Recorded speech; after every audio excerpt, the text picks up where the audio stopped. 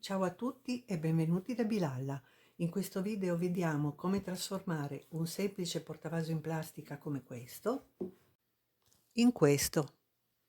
Mentre lasciamo scorrere le immagini anche un po' più dettagliate del lavoro finito, volevo anticiparvi che nel prossimo video vedremo un esempio di composizione floreale con fiori sintetici e un ramo secco naturale e vi mostrerò come trattare questo ramo in modo da renderlo esteticamente bello e adatto alla composizione floreale.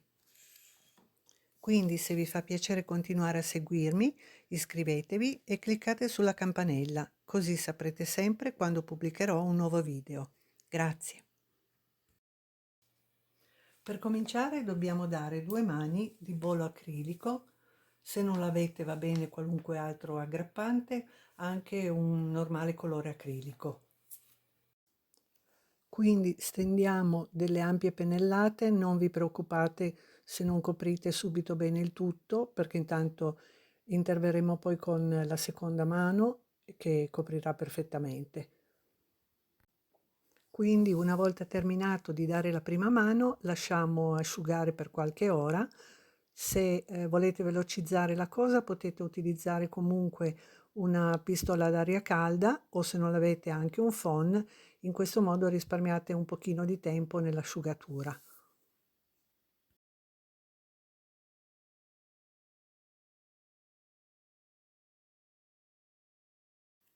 Quindi andiamo a stendere anche la seconda mano di aggrappante e vedrete che andrà a coprire perfettamente tutta la superficie.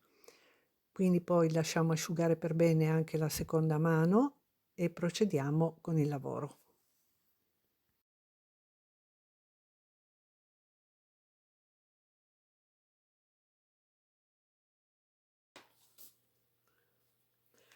Una volta che le 2 mani di aggrappante si saranno asciugate per bene, procediamo alla decorazione utilizzando dello stucco riempitivo in polvere e altri materiali che serviranno per dare rilievo alla decorazione. Quindi potete utilizzare cordino, sassolini, stecchini, quello che volete, insomma. Quindi andiamo a preparare lo stucco e procediamo.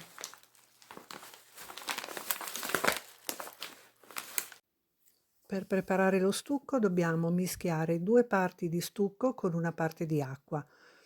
Bisogna amalgamarlo bene in maniera che non rimangano grumi o bolle d'aria e deve rimanere di una consistenza piuttosto densa, quindi non si deve staccare dal cucchiaio.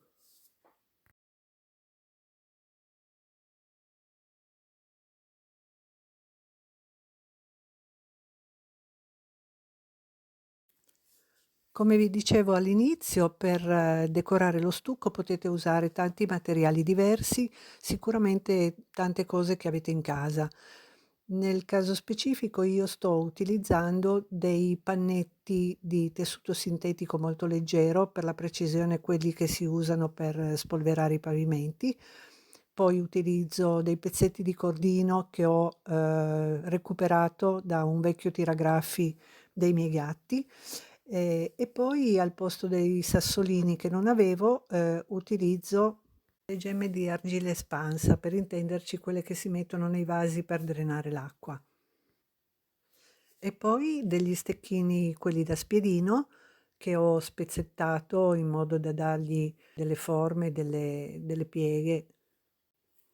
Quindi vedete che ci si può arrangiare benissimo con quello che si ha in casa senza andare a spendere tanti soldi. E tenete anche conto che una volta che questi elementi sono stati trattati e verniciati, colorati nella maniera idonea, daranno tutta un'altra impressione, quindi faranno veramente il loro bell'effetto.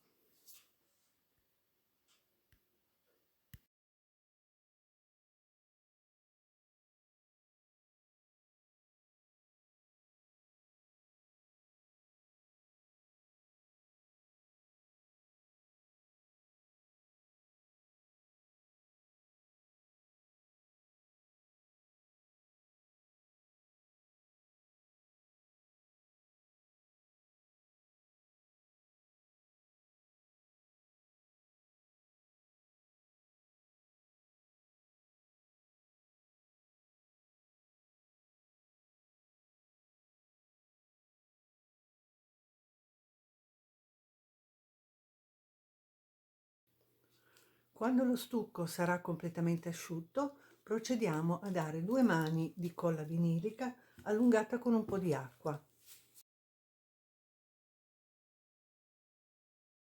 Nella stesura della prima mano la colla può essere diluita un po' di più con l'acqua, mentre nella seconda stesura è consigliabile mantenerla un po' meno fluida. L'importante è comunque che in entrambe le stesure ci preoccupiamo di riempire bene ogni fessura e coprire bene ogni elemento della decorazione. Questo per evitare che qualche pezzo possa poi sbriciolarsi o staccarsi.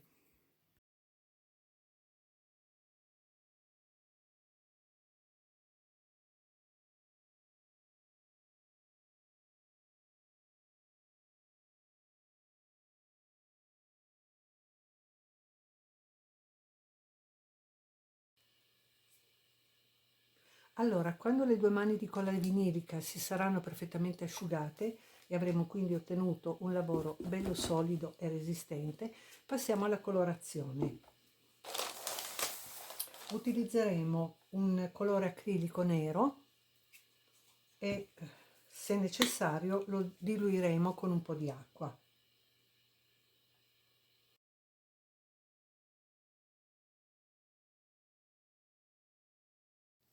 Quando stendiamo il colore è opportuno utilizzare 2 pennelli, uno più grande per dare una stesura generale e uno più piccolo per penetrare bene nelle fessure e nei bordi. Questo perché è importante che tutta la superficie sia coperta uniformemente dal colore. Infatti, se rimangono delle parti bianche, rovineranno l'effetto della colorazione finale. Quando si dipinge un vaso o comunque un qualunque oggetto che abbia più facciate, viene molto utile utilizzare una base girevole. Io utilizzo un normale vassoio in legno da cucina con base girevole che avevo acquistato all'IKEA e viene molto utile perché si evita in questo modo di toccare le parti che sono già state pitturate.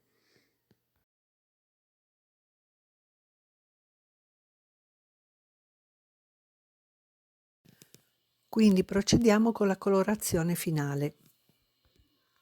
Utilizziamo dei colori acrilici ad acqua metallizzati e dei pezzetti di gomma piuma. Versiamo un po' di colore in un piattino e poi con qualche pezzetto di gomma piuma andiamo ad intingerlo nel colore appena appena e poi lo applichiamo sul vaso qua e là.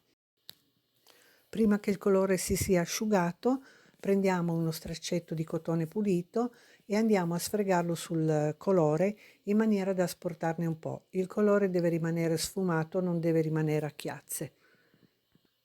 In questo lavoro io ho utilizzato 5 o 6 colori, ma potete decidere voi quanti colori utilizzare.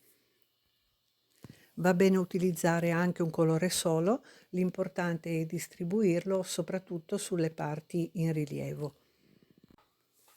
Per non rendere il filmato troppo lungo, ho velocizzato i tempi di riproduzione e ho tagliato alcune parti, però sappiate che questa fase del lavoro è quella più importante, perché gli ultimi ritocchi di colorazione sono quelli che daranno l'effetto finale.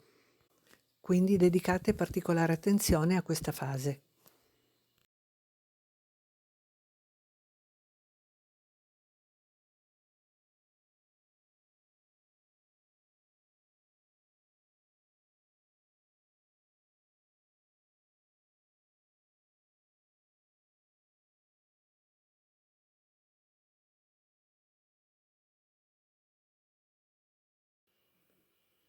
A questo punto il lavoro potrebbe essere finito così, volendo potremmo dare ancora qualche ritoccatina con il colore acrilico metallizzato nei punti dove vogliamo che risaltino di più e completare poi con una vernice lucida che faccia risaltare il tutto.